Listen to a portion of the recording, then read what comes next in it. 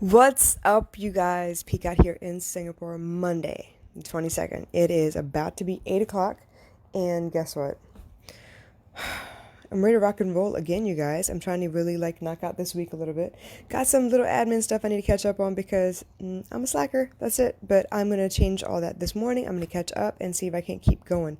I'm right on track to hit 500 episodes by the end of this month. I'm really excited about that. And I got a couple different collaborations going on at the moment. Some of them are intentionally to make money, and some of them are just for fun because I need a little bit of both. I can't do just money all the time. It will make me a very, very grumpy girl. So, with all that aside, I was thinking back about the kinds of things I used to listen to when I was a kid. I used to be a big comedy fan, and I don't know if you know who Buddy Hackett was, but he was able to do some completely amazing voices and imitations of people, and he had a great stand-up routine. So I was introduced to Buddy Hackett by a friend of mine, Banu Lipscomb. We grew up together in Yogaville. I'm not entirely sure what he's doing right now, but I remember he was a musician. He was very talented. He was able to play the tabla, even though he was born and raised in the U.S. It was really cool. And he plays the guitar. I think he was in a band for a little bit there, but he's the one he introduced me to comedy, but on a different scale than I was already used to. So I'm used to, Indian Hollywood comedy where they, it's like slapstick humor, people beating each other up. It's almost like Laurel and Hardy, but the Indian version, right?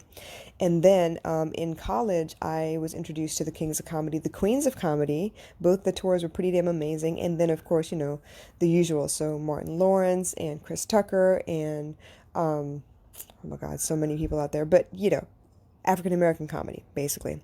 But Buddy Hackett is a Caucasian male, and I just loved the way he was able to kind of draw a crowd. His comedy was a little on the sarcastic side, but I enjoyed it a lot. But for some reason, while I was, just busy doing my, household things the last couple of days, one line kept floating up to me out of thin air from one of his comedy pieces. The comedy piece is called The Chinese Waiter. It's basically him making fun or poking fun at the way the Chinese take orders in a Chinese restaurant. He had the heavy accent down and everything, and he was trying to explain how the complication in ordering from a Chinese menu could be sometimes where it's not entirely clear. You can choose two from column A and one from column B. What does the set include? All that stuff. But the one line that kept floating up to me was, "Her order for her, you order for you." And what I gathered from that reminiscent piece is the fact that a lot of times we want to order for the other person. We want to make sure that the other person is taken care of, but we're not asking for what we want in the meantime. We expect for that to be understood, but that's not the case. You got to come out your mouth and say, "This is what I want." I'm not sure when or where we changed to learn to put other people before ourselves, and that it's not okay to ask for what we want. Because it's not the first time I've seen it. I've done it myself. I've seen my brother do it. I've seen my mother do it. I've seen a lot of people in the Asian culture do it. I've seen a lot of single moms do it. But at the end of the day, who suffers? We suffer. So if we don't learn to stand up for ourselves, if we don't learn to create boundaries, if we don't learn to speak up for what we actually want, it's not going to happen. And we don't have the right to get mad because it didn't happen at that point. We need to speak up. So when I hear that one line that says, "Her order for her, you order for you," I want you to understand that you need to articulate what it is that you want. Obviously, you need to be as clear as possible, but sometimes the best thing you can do is just spit it out and then have a discussion around what exactly that means. You can't sit there and say, "I don't feel loved. I don't feel like you're loving me. You're not giving me attention." You can't say that. That sounds like something they need to change. What you could say instead is, "When you do this, I feel left out." Or "When you do this, it hurts my feelings." And then we can have a conversation about, okay, well, what part of it actually hurts your feelings? How can I adjust it? So stop ordering for the other person. Stop trying to change the other person. Learn to change yourself. Learn to look at yourself and take yourself seriously. Learn to speak up for everything that you need. Because if you don't speak up, there is no representative, there is no, parent that can step in and, regulate everything that's going on. You got to stand up. You got to say something. It's not always easy. It's not always comfortable. You may get some pushback, but at least you said something. I remember thinking that I didn't do enough in my marriage. I remember going over every piece of it because I'm one of those people that knows that only I can change anything about my life. So I tried. I tried changing myself. I tried adjusting this, that, and the other. I adjusted so much that I could recognize myself when I looked in the mirror anymore.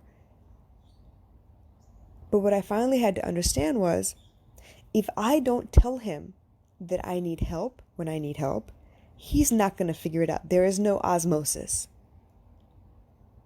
Now, if we're really, really close, he may notice that something's off. He still may not know what's wrong, but he may notice something's off enough to be able to ask me, hey, you good? What's going on? But typically in a marriage, when you find that you want to ask for help and are holding back and don't want to ask for help, it's because there's already a rift there. There's already this space between you guys where you don't feel comfortable asking for anything because you're afraid of the pushback.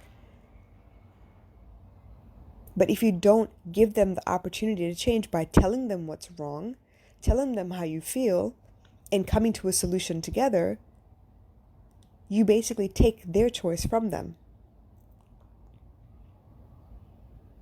So learn to order for yourself. Learn to tell people exactly what you need, exactly how you feel, and learn to dig deep and figure out where that's actually coming from.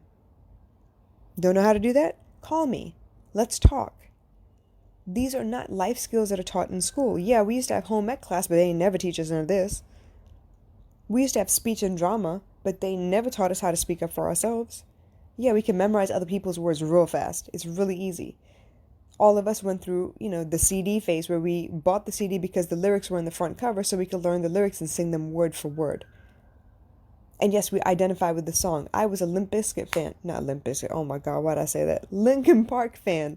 Because the angst in their songs applied to me. I felt that on a deep level. But it wasn't like I could come out and spit those lyrics at the person that was making me feel that way. I didn't feel comfortable enough. I had to find my own words. And a lot of times I just didn't. It wasn't worth the trouble. How much damage are you creating when you don't speak your mind? When you don't come full force with exactly what it is that you want? And a lot of times we just have the feeling to go by. We don't have the logic behind why we feel that. That's something we need to learn. The feeling comes naturally. It just happens. Why you feel that way, understanding where it comes from, that takes a little practice. That takes a little strategy. That takes a little help. So if you feel distance in any regard with any of your relationships, this is something you need to learn how to do. And if you don't know how, and you're not sure where to start, come call me. This is what I'm here for. Message me, leave a comment, DM me. You know how to get in touch with me. If you search Rasath1 anywhere on the internet, you know exactly where to find me. Y'all have no excuse. Get this stuff sorted. It will make your lives 100 times easier. Because then you'll know who's really for you and who's not. You kind of separate the curd from the whey a little faster. You truncate the timetable on that. You don't have to find out when you need them most if they're actually there for you or not. You find out now. You figure out your tribe now. And that's what I want for you. So think about that. That one line had me thinking for a couple of days. Her order for her. You order for you. Ask for what you want. And be very specific with what you ask for. It's like that genie phenomenon, right? You don't just ask for, I want $100. I want to be happy forever. Well, that means you're going to have to make some adjustments. You're going to have to be ready to receive wherever that $100 comes from. You need to be ready to receive the $100, even if it comes with a, hey, but you need to pay me back. To be specific. Learn to be specific.